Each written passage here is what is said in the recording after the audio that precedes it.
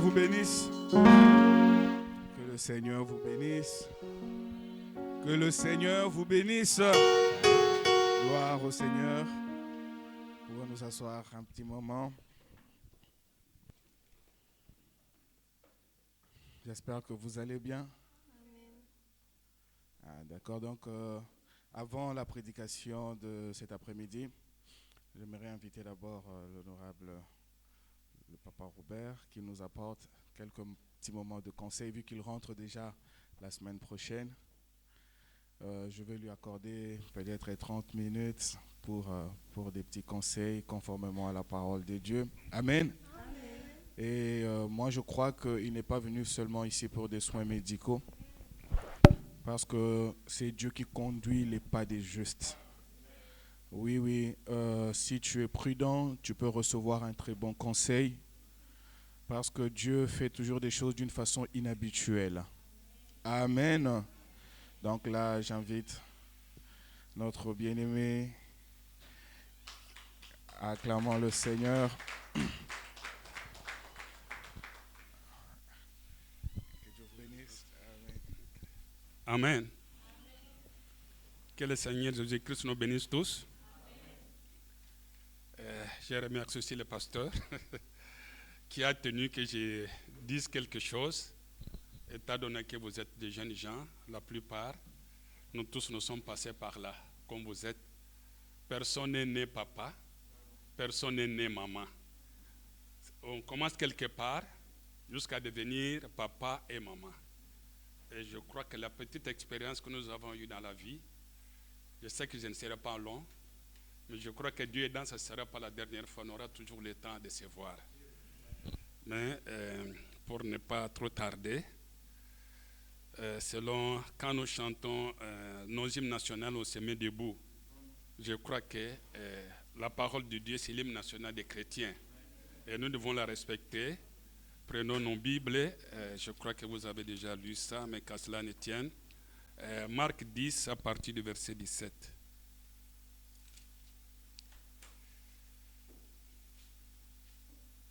Marc 10, à partir du verset 17.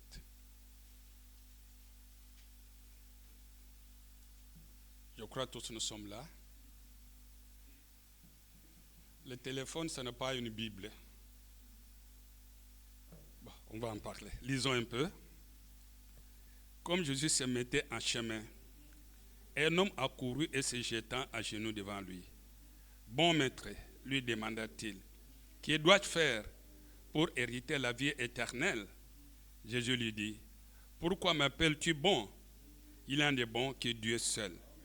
Tu connais le commandement, tu ne commettras point d'adultère, tu ne tueras point, tu ne vas pas, tu ne déroberas point, tu ne diras point de faux témoignages, tu ne feras tort à personne, honore ton père et ta mère.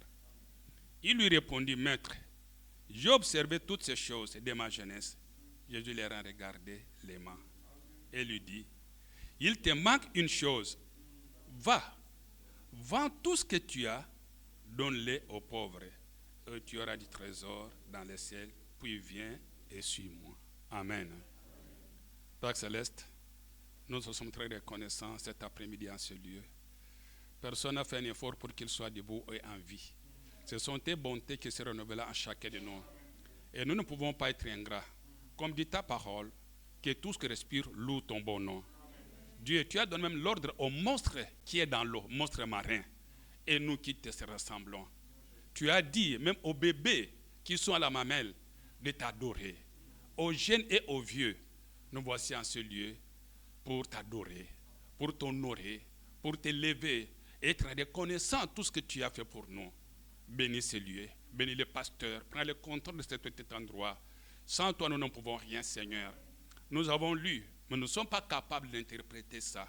Descends, Seigneur, donne-nous le sens réel de ce que je peux dire à mes frères et sœurs. Écarte-moi du chemin, emprunte ma bouche, emprunte mon corps, emprunte tout mon être. Dieu, descends au milieu de nous et conduis toutes choses. Au nom de Jésus-Christ, Amen. Amen. Que Dieu vous bénisse. Asseyez-vous. Avant de revenir sur ce que nous venons de lire, J'ai une question que je me pose ou nous nous posons tous. Nous avons quitté nos maisons, nous avons payé les billets, nous sommes arrivés ici. Pourquoi sommes-nous venus ici? Amen. Qu'est-ce qui a fait que nous puissions quitter nos maisons? Pour que nous puissions être en ce lieu. Pour faire quoi? Le but, le motif, l'objectif qui a fait que nous soyons là. Amen. C'est une question biblique. La réponse doit être aussi biblique. Amen. Je ne voudrais pas répondre, moi en tant qu'humain. Je ne sais pas, frère, si vous avez là-bas la prédication, l'Église et sa condition. L'Église et sa condition, du 5/08/1956. J'aimerais mieux qu'il puisse se projeter, qu'on lise, qu'on ne pas dise que c'est frère, c'est papa qui a dit, qui a interprété, non. L'Église et sa condition, du 8e mois, du 5/08/1956. Du 05, 8e mois, 1956. Moi, j'ai dit 56. Il y en a? Ok. Paragraphe 21. Paragraphe 21.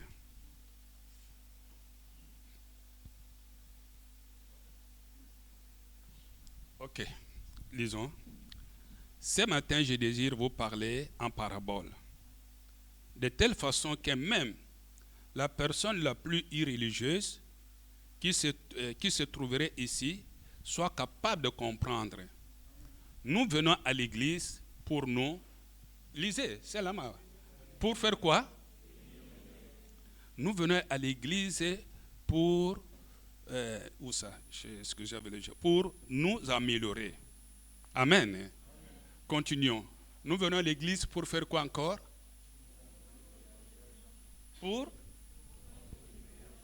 Nous venons à l'église pour nous améliorer. Nous venons pour faire de nous-mêmes de meilleures personnes, de meilleurs chrétiens, de meilleurs citoyens, de meilleurs pères, de meilleures mères, de meilleurs voisins.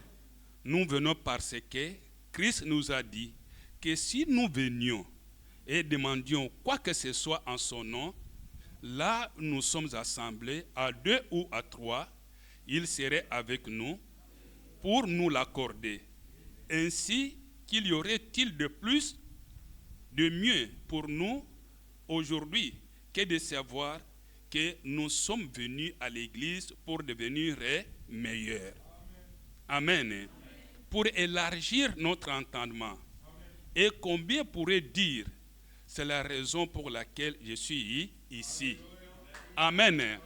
Tu peux dire ça, frère. Que la raison que tu es ici, c'est pour devenir meilleur. Amen. C'est ça, ma jeune sœur. Amen. Voyons un peu. Je désire une meilleure compréhension.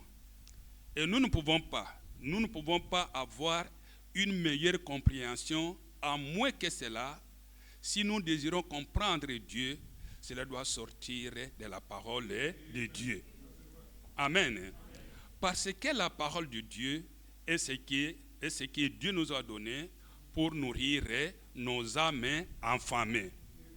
Et le Saint-Esprit a été envoyé pour prendre la parole de Dieu et pour nous nourrir de la parole. Voyez-vous, le Saint-Esprit est envoyé de Dieu pour prendre la parole de Dieu et nous la donner selon notre besoin. Eh bien, je suis si heureux que Dieu ait pourvu de cette façon, pas vous. Amen. Qu'il nous nourrirait. 22. Nous sommes les brebis de son pâturage. Nous allons parler de cela en quelques instants, mais je ne vais pas arriver là-bas. Les brebis, et nous sommes les traîtrins, donc 3, de Dieu.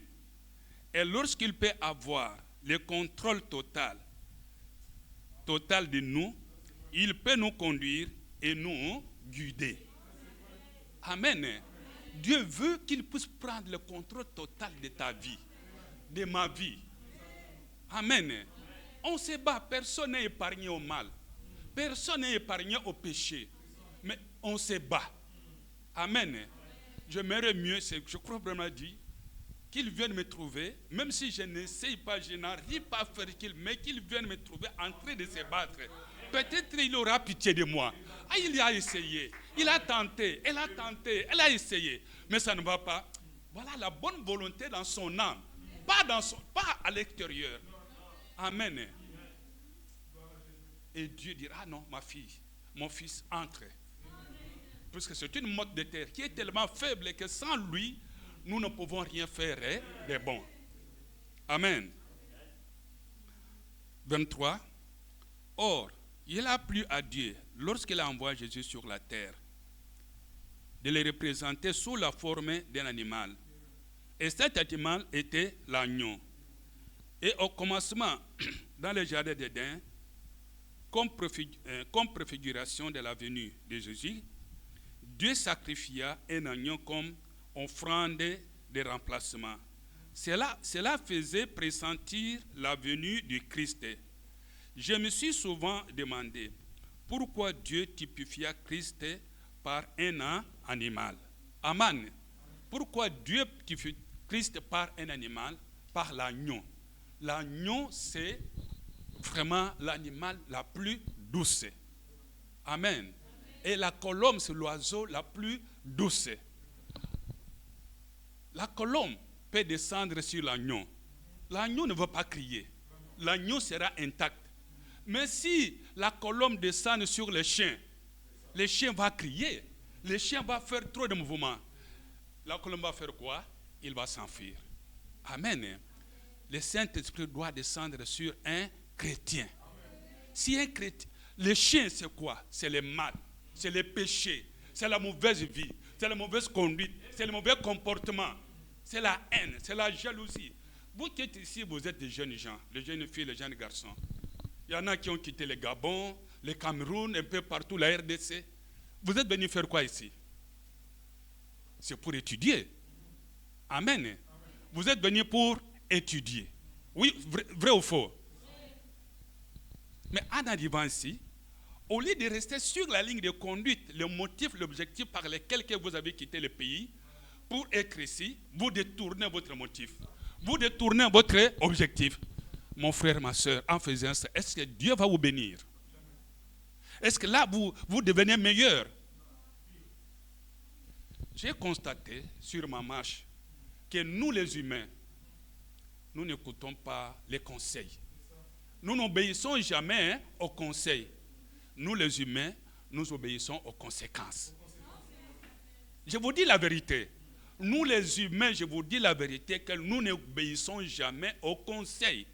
La parole de Dieu, c'est le plus grand conseil, le plus haut. C'est la parole de Dieu. Mais nous n'obéissons pas à ça. Voilà notre papa Adam et Ève dans le jardin d'Éden. Dieu dit, mangez ça. Ça. Il y avait tout. Mais hélas, ils n'ont pas obéi. Ils n'ont pas respecté. Ils ont respecté quoi? Les conséquences. Vous comprenez? Ils ont écouté les conséquences. Après avoir commis, ils ont regretté, mais c'était déjà tard. Ils ont fait la religion des feuilles. Les feuilles. Vous comprenez? Ils ont fait une religion des feuilles. Ils ont coupé des feuilles. Ils se sont vêtus, mais c'était déjà tard. Et voilà la conséquence aujourd'hui, c'est la mort. Nous n'écoutons pas les conseils. Nous écoutons les conséquences. C'est vrai, mes frères. Amen. Je crois. Oh là là.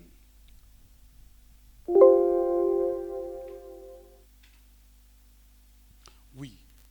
Je disais que les conseils les plus hauts que nous avons, la façon dont nous sommes mis dans cette église. Et beaucoup d'entre nous avons brisé le vœu. Le vœu que nous avons fait auprès de Dieu, nous les avons brisés.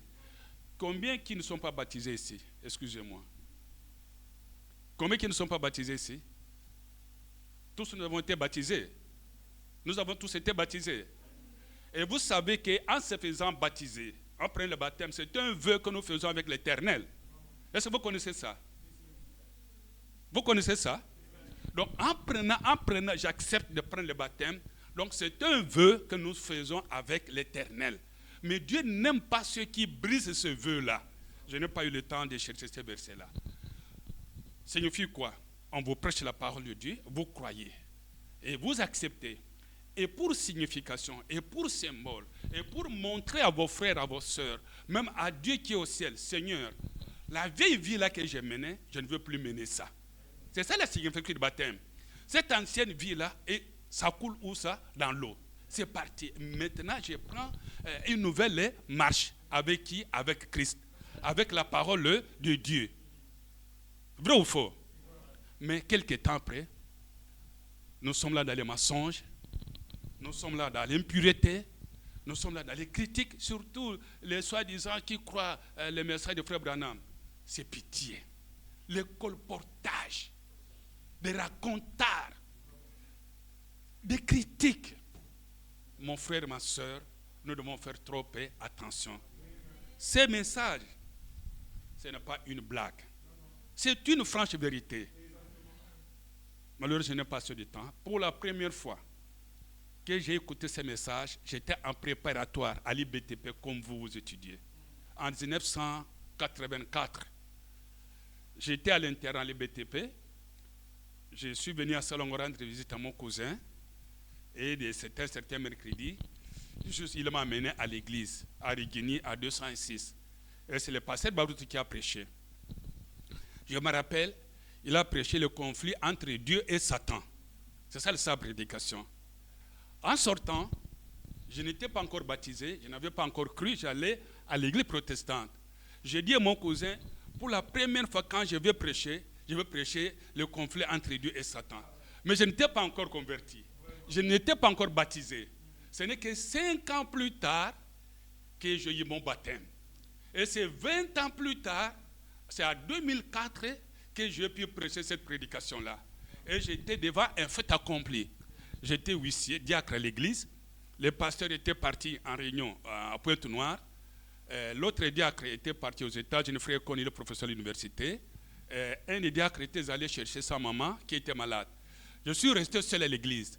Il y avait un pasteur que le pasteur avait désigné pour venir nous prêcher. J'ai appelé le pasteur le mercredi, son téléphone ne passait pas. J'ai appelé, oh, Seigneur, je n'ai jamais conduit les chants, mais les gens étaient venus à l'église. Qu'est-ce que je dois faire? J'ai pris mon cantique, j'ai commencé à entonner des chants. J'ai cherché un passage de psaume, j'ai conduit, nous avons prié. Les jeudis, puisqu'on se réunissait le mercredi, le vendredi et le dimanche. J'ai appelé le pasteur tous les jeudis, il ne prenait pas le téléphone. J'ai appelé le pasteur. Seigneur, qu'est-ce que je vais faire? Le pasteur ne m'a jamais montré comment préparer une prédication, comment faire, et j'ai pris la brochure, le conflit entre Dieu. Au hasard comme ça, je ne me suis plus rappelé. J'ai pris cela, j'ai commencé à lire.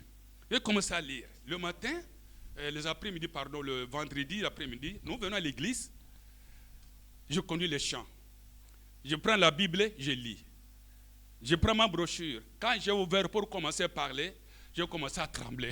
Comme c'est la première fois pour me prêcher.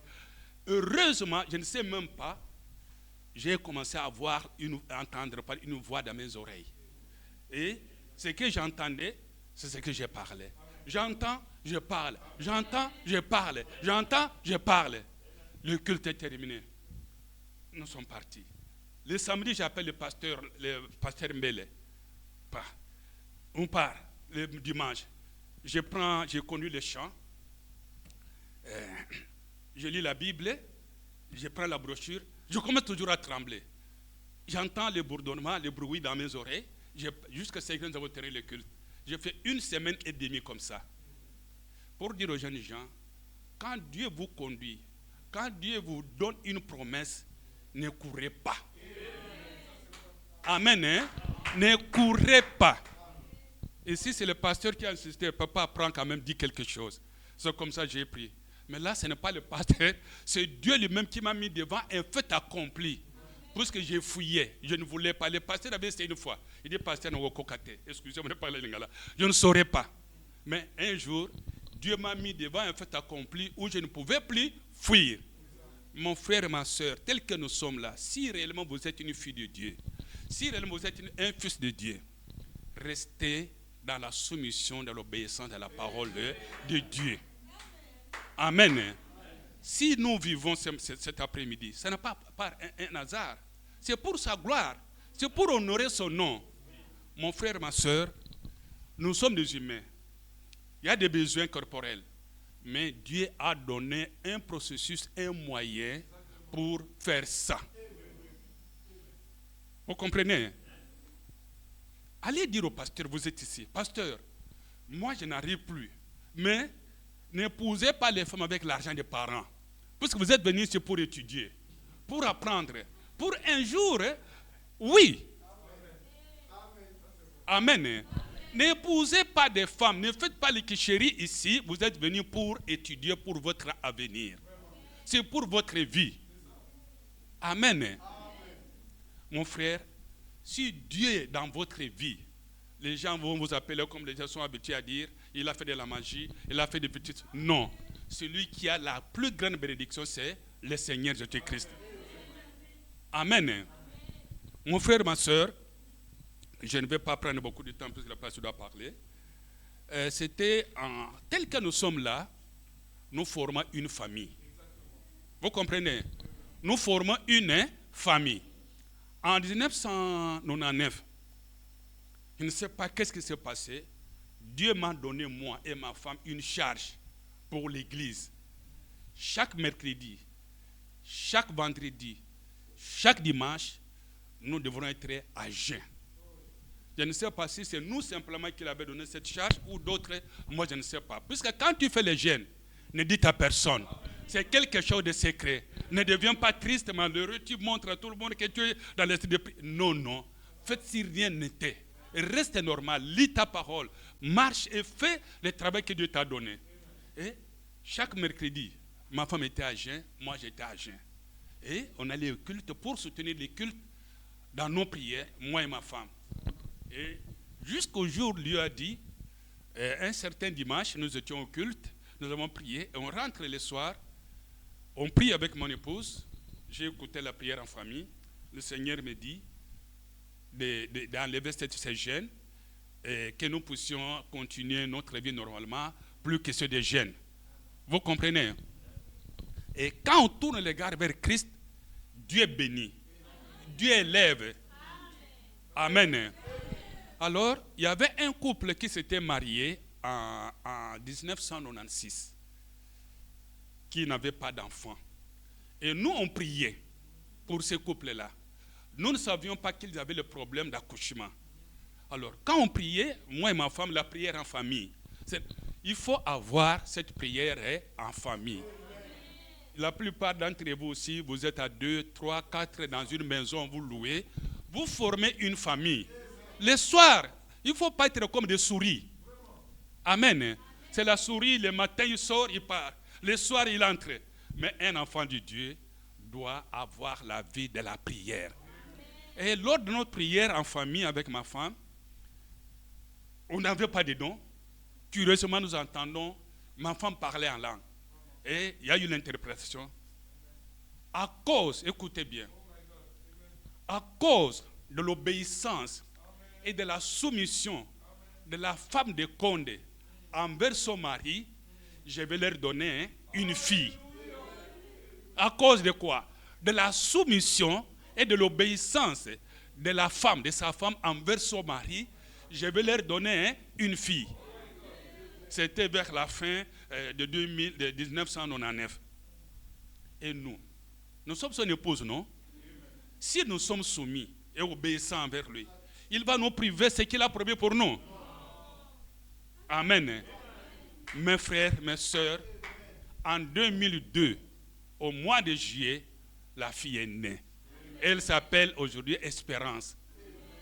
Oui, Espérance. Elle vient de terminer, elle a étudié à l'école, il vient de terminer sa licence, il est allé au Canada pour faire son master. Et j'étais quelque part, j'écoute le téléphone, sa maman travaille au centre médical de Kinshasa. Elle est laborantine. Elle m'appelle, frère Robert, La fille que Dieu vous a donnée, vous a dit, elle est née. Venez et tout ça. Je pars, les infirmières ne voulaient pas que j'entre. Elle dit non, il sort. Laissez cette personne entrer, venir voir, puisque la sœur, on avait fait la césarienne. Laissez-les entrer. Et je suis entré, j'ai pris la petite fillette.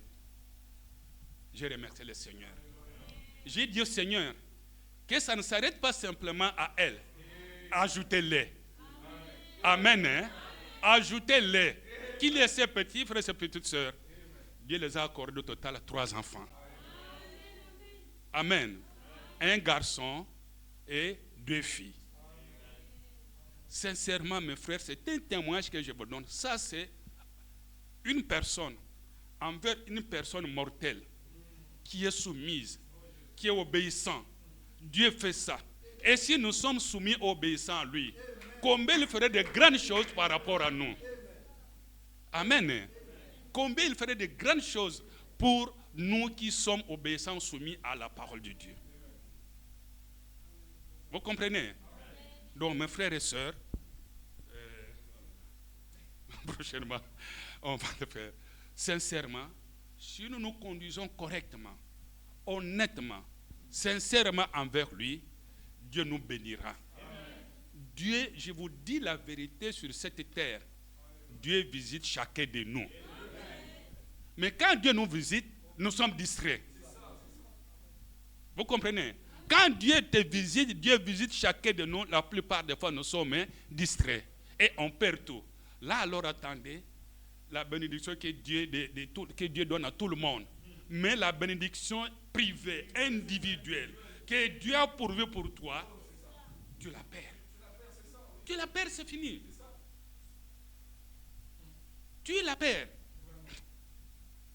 Mes enfants, je vous dis, nous tous, à Kinshasa là-bas, les gens qui viennent du village, on les appelle les Yangouin. On n'avait rien. Je dis bien, on n'avait rien. Mais le Dieu là que nous adorons. Amen.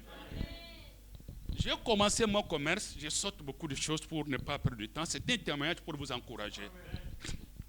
Auparavant, on utilisait les Zaïre. Après Zaïre, c'est les francs congolais.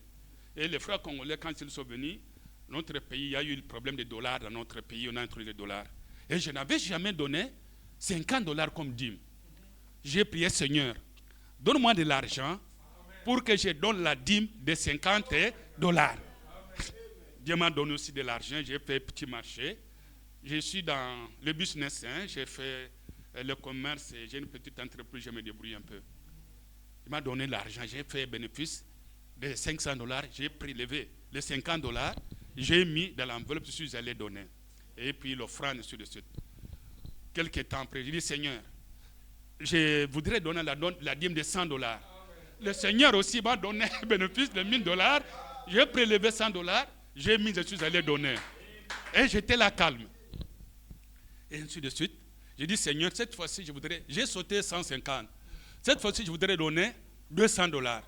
Et je me suis battu, il y a eu des ouvertures, Dieu a donné aussi de l'argent. J'ai prélevé, il m'a donné marché, j'ai gagné $2000 comme bénéfice.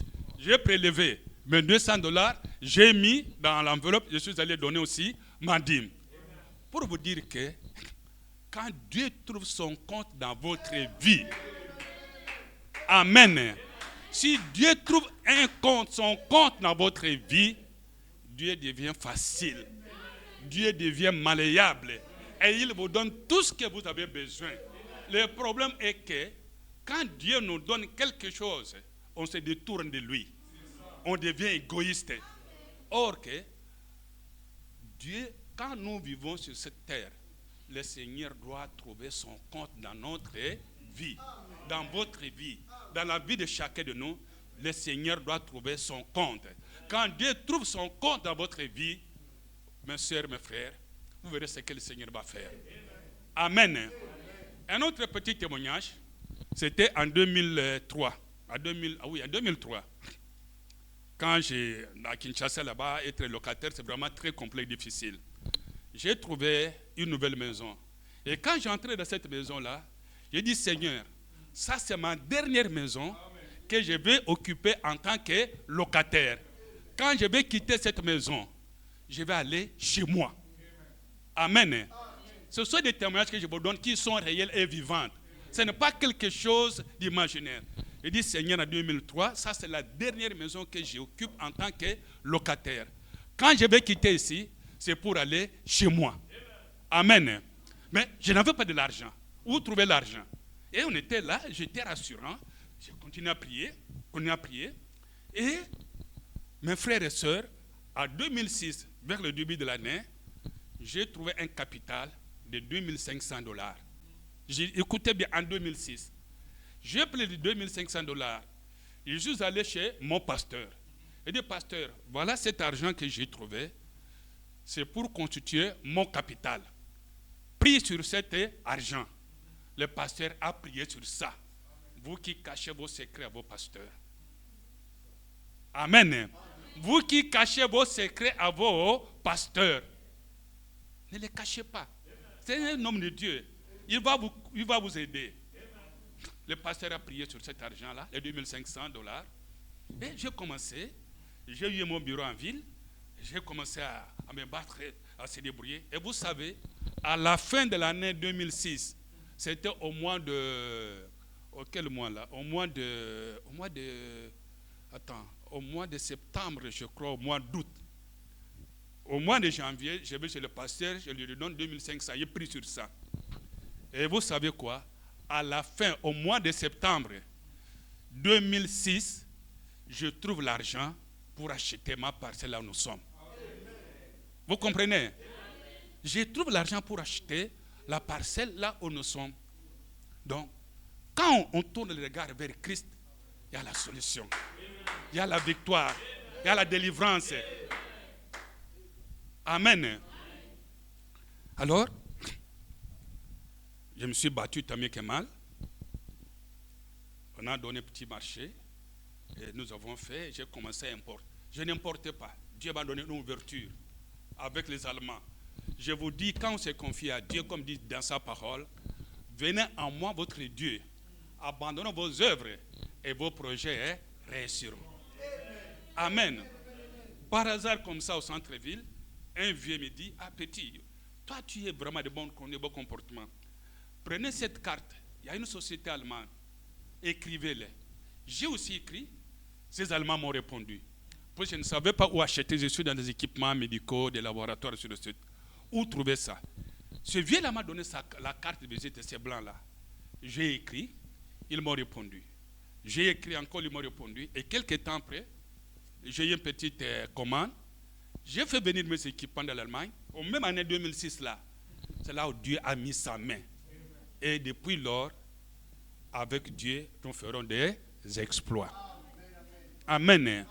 Mes frères et sœurs, ne cherchez pas les solutions vous-même. Il y a des passages que j'ai lire sur Salomon, sur le roi, ben ça ne sert à rien de ne pas devoir prêcher. Mais le plus grand problème que je voudrais vous donner comme conseil, évitez les péchés. Amen. Amen. Évitez les péchés. Vous êtes venus étudier. Vous n'êtes pas venus faire ici, vous marier. Devenir homme et femme ici. Allez chez les parents. Papa, moi je suis ici en Tunisie. Je suis incapable de vivre comme ça. Je voudrais me marier. Mais que voulez-vous que je fasse, papa? Papa va aider. Allez trouver des parents de telle fille, de telle sœur. Faisons des choses d'une façon correcte. Mais la façon dont vous vous conduisez, vous êtes en train de bloquer votre vie. Vous êtes en train de vous détruire. Vous êtes en train de vous causer du tort. Je vous dis la vérité. Amen. Amen. Pasteur, que je continue. Ok. Vous êtes en train de bloquer votre vie, mes frères et sœurs. Vous comprenez? Ce qu'il y a chez nous, les chrétiens, nous craignons des gens. Amen. Le pasteur, je lui dois un grand respect. C'est un enfant. C'est un enfant, il vient à peine de naître. Vous ne regardez pas, il est gros, tout ça. C'est un enfant. Vous comprenez? Tous vous êtes des enfants. Le pasteur, c'est un enfant. Et je dois le respecter en tant que pasteur. Dieu a voulu qu'il soit là. Moi, je dois le respecter. Je dois l'honorer. Ce que nous devons faire, c'est le respect. Mais la personne que nous devons avoir, que nous devons craindre, c'est Dieu. Amen. Si nous craignons Dieu, partout où vous serez, que ce soit dans l'eau, que ce soit dans la forêt, à n'importe quel endroit que vous serez, vous ne saurez pas faire du mal. Parce qu'il y a Dieu qui vous voit. Mais si vous craignez le pasteur, à son absence, vous allez faire de n'importe quoi. Vous comprenez? Si vous me craignez moi, vous allez faire de n'importe quoi. Mais si vous craignez Dieu, amen. Hein? Je peux lire, prenez, je peux lire, puisque Dieu donne l'héritage à celui qui le craint. Amen. Voilà. Ok, je crois dans. Excusez-moi. J'ai pris un peu quelque chose de milieu pour prenons psaume 6, 61, 6. Psaume 6, psaume 61, je crois.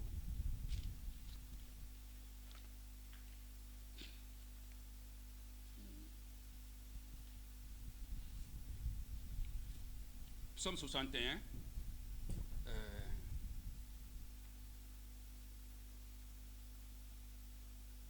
6.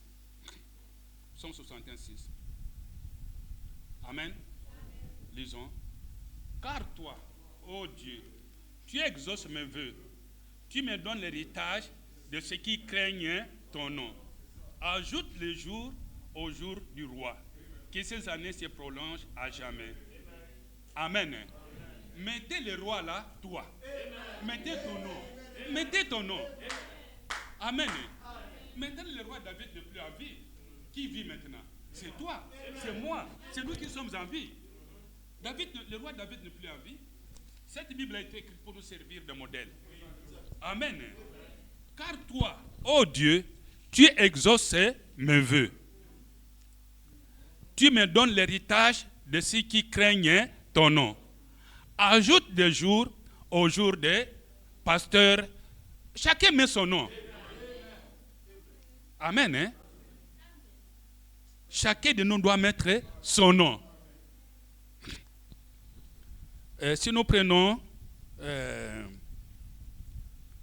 Roi 8, livre des rois,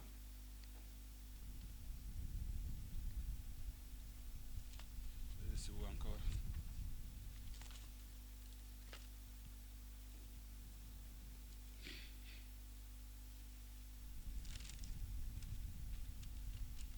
Donc, avant d'apprendre 1 Roi 8, prenons d'abord 1 Roi 3.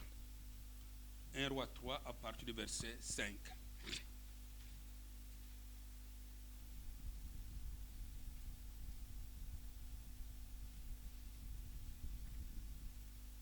Nous sommes là. La prière de Salomon. À Gabaon, l'Éternel apparut en songe à Salomon pendant la nuit, et Dieu lui dit, demande ce que tu veux que je te donne. Salomon répondit, tu as traité avec grande bienveillance ton serviteur David, mon père, parce qu'il marchait en ta présence dans la fidélité, dans la justice et dans la droiture de cœur envers toi. Tu lui as conservé cette grande bienveillance et tu lui as donné un fils qui est assis sur le trône, sur ton trône. On le voit aujourd'hui. Maintenant, Éternel mon Dieu, tu as fait régner ton serviteur à la place de David, mon père. Et moi, je ne suis qu'un jeune homme. Amen. Il était un vieux frère. Il était un jeune. Pardon, excusez-moi. Il était un vieux. Il était qui? Il était qui, frère? Comme toi. Peut-être que tu es plus âgé que lui. Amen. Continuons. Où c'est versé? C'est combien? Je me suis arrêté. Oui. Un jeune homme. Je n'ai point d'expérience. Il n'a pas quoi d'expérience. Ton serviteur est au milieu d'un peuple choisi, un peuple immense qui ne peut ni compter ni nombrer à cause de sa multitude. Accorde donc à ton serviteur un cœur intelligent pour juger ton peuple. Amen. Pour discerner le bien du mal. Amen. Car qui pourrait juger ton peuple, ce peuple si nombreux? Cette demande de Salomon plut à qui? Au Seigneur.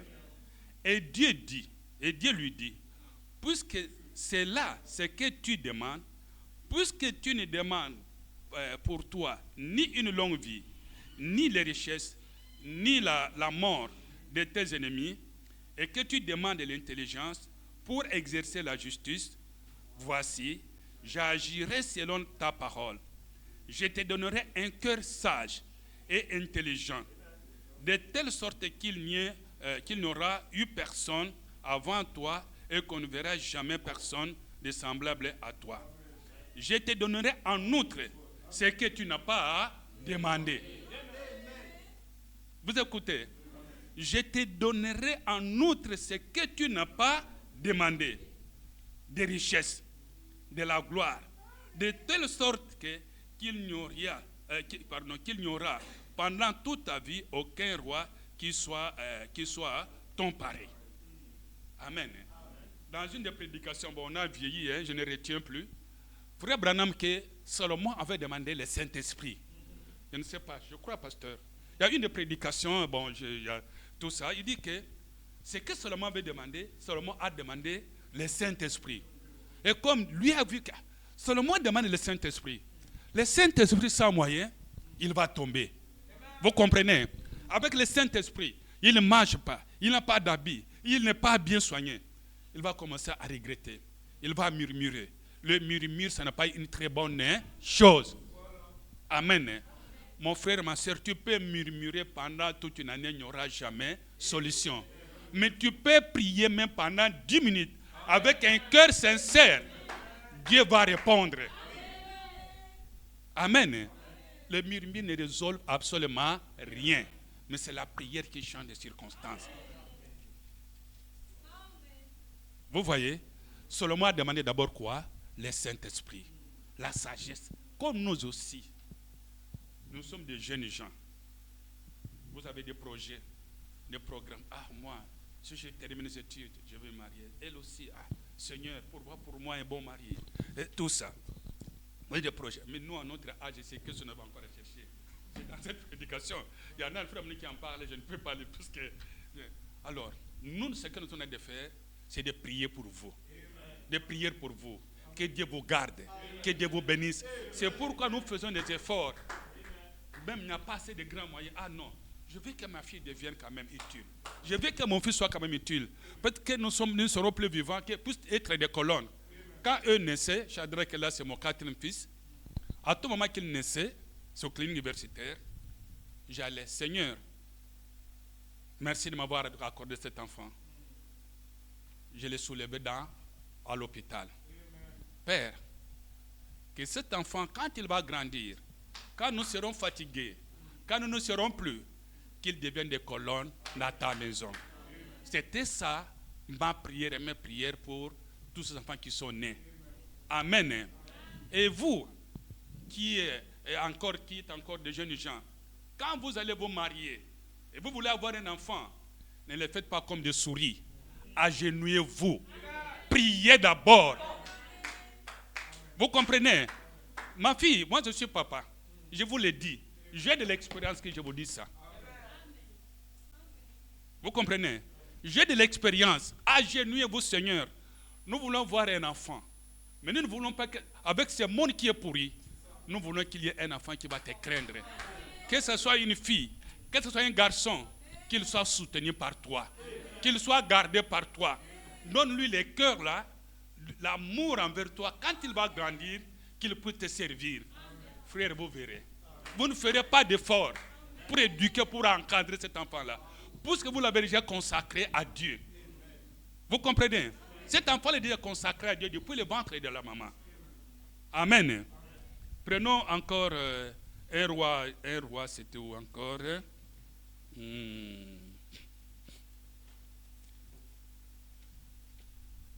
Un roi 8, je crois. Un roi 8.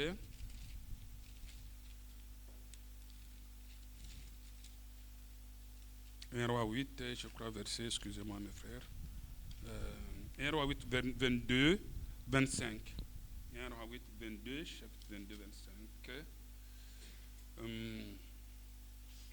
En fait, ce sont des conseils que je vous donne pour prochainement peut-être on peut prêcher, mais ce sont des conseils pratiques pour vous aider. Vous pouvez vous poser la question, mais papa, comment vous êtes arrivé à ce niveau-ci? Vous comprenez? Il y en a qui se battent pour voyager, aller, tout ça. J'ai fait mon premier voyage en 2009. Je suis allé en Allemagne, chez les Allemands là. Je n'avais même pas envie de partir. Ces gens-là m'ont invité, ils m'ont trouvé sur eux, je ne sais pas comment. Et j'étais chez eux pendant 9 jours. Ils m'ont logé, ils m'ont nourri, ils m'ont donné tout ce que je pouvais faire pendant 9 jours. Et puis, un mois, je suis allé en Bruxelles, en France, partout. Donc, c'était depuis 2009 que j'ai commencé à voyager. Et c'est l'homme blanc qui m'a appelé. Et dans cette réunion-là, il n'était qu'un seul noir qui est venu de l'Afrique. Il y avait un noir, un Congolais, mais lui il habitait la France. À l'Afrique, c'était simplement moi. Vous voyez? Et la parole de Dieu ne ment jamais. Dieu dit quoi? Il prend un indigène de la poussière de la terre et le fait élever et le fait asseoir avec les grands du pays. Moi, je peux élever ma main. Vraiment, je peux lever ma main. Amen. Faut noter ce petit passage, ça va vous aider. Écoutez la prière de Salomon. Salomon se plaça devant l'autel de l'Éternel, en face de toute l'assemblée d'Israël. Il étendit ses mains vers le ciel et il dit: Ô Éternel, Dieu d'Israël, il n'y a point de Dieu semblable à toi, ni en haut, ni dans les cieux, ni en bas sur la terre. Tu gardes l'alliance et la miséricorde envers tes serviteurs qui marchent en ta présence de tout leur cœur. Vous comprenez? Dieu garde l'alliance envers ses enfants pour tous ceux qui marchent dans sa présence avec un cœur sincère.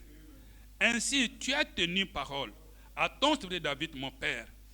Et ce que tu as déclaré de ta bouche, tu l'accomplis en ce jour par ta puissance.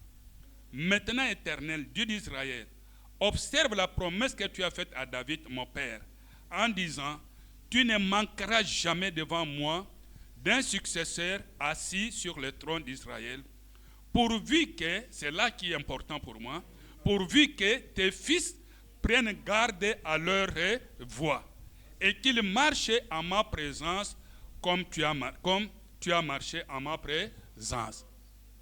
Amen.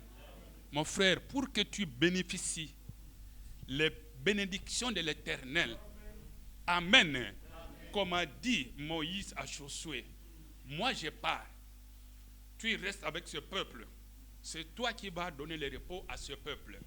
Mais pour que tu aies la victoire, pour que tu aies le succès, que ce livre de la loi ne s'éloigne pas de ta bouche, ne détourne ni à gauche ni à droite. Quand tu seras ce livre de la loi, tu vas la méditer jour et nuit, tu auras du succès dans tout ce que tu vas entreprendre. Et nous avons écouté le dimanche passé là. Dieu avait donné la promesse à Josué que tu auras du succès, que tu vas avoir, personne ne tombera. Mais à quand? Au milieu d'eux, à cause de la cupidité, à cause du péché, à cause de la mauvaise vie, et les innocents sont morts. Amen. Les innocents sont quoi? Sont morts, puisqu'il n'a pas tenu, il n'a pas écouté les conseils que Josué avait donnés aux troupes, au groupe. Quand vous allez, ne touchez à rien. Excusez. Amen. Tout ceci, la plupart d'entre nous, nous avons des parents qui sont des chrétiens. Amen. Même si les parents ne sont pas des chrétiens. Mais vous avez un parent ici, le pasteur. C'est un papa pour vous. Vrai ou faux? Il vous conduit dans une mauvaise voie. Il vous conduit dans une bonne voie. Vrai ou faux? Excusez-moi. Il vous conduit, même si les parents, et que tu as cru ici, Dieu fait grâce, vous avez accepté. Vous avez été baptisé. Mais vous avez un papa ici qui vous conduit sur le droit chemin. Il faut l'écouter, il faut l'obéir, il faut le respecter. Il faut mettre en pratique tous les conseils qu'il nous donne. Amen. Que Dieu vous bénisse.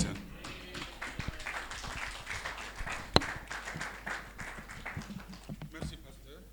Que Dieu vous bénisse. Amen, amen. Que Dieu vous bénisse, papa.